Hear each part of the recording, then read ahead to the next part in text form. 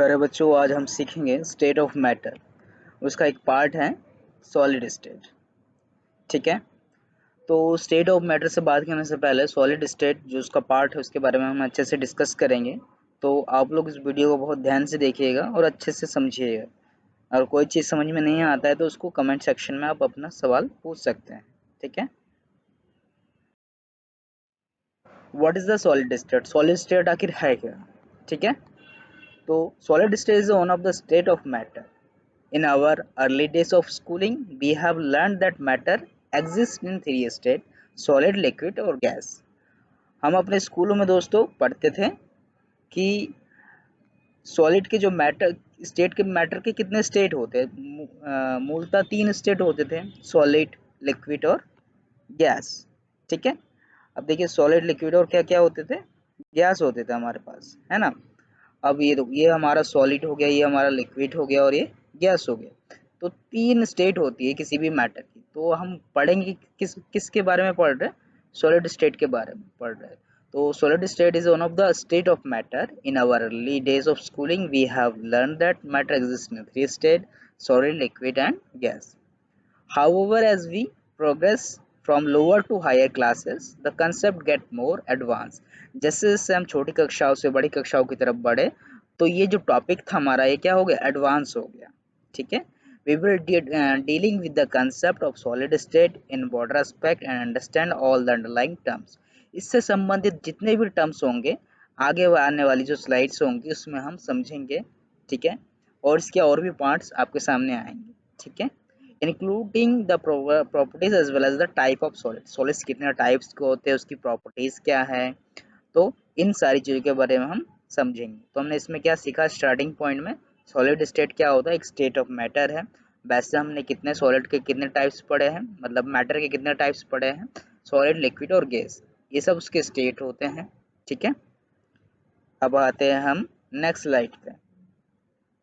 तो next few points देखिए, इसमें कुछ पॉइंट्स हैं। Solid generally exhibit certain characteristic that set up them apart from liquids and gases.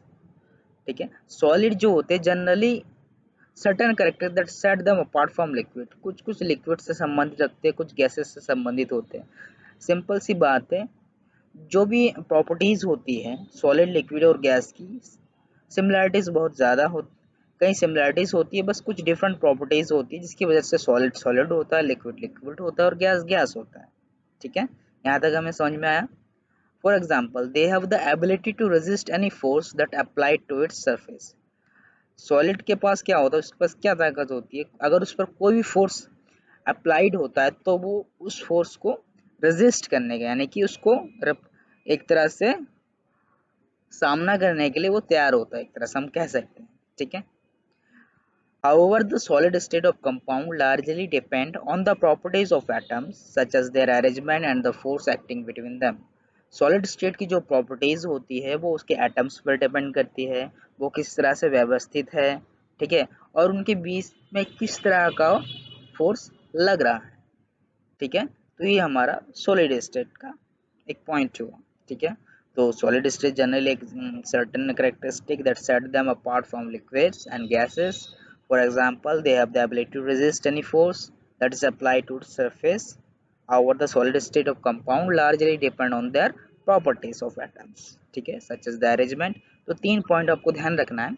सबसे पहले सॉलिड स्टेट जो उसकी प्रॉपर्टीज होती है वो उससे थोड़ी सी डिफरेंट होती है लिक्विड और गैस से। ठीक है, they have the ability to, वो किसी भी फोर्स, अप्लाइड फोर्स को वो रेजिस्ट करती है। ठीक है, उसकी कंपाउंड जो है लार्जली डिपेंड, की जो प्रॉपर्टी वो डिपेंड होती है एटम्स पर सबसे।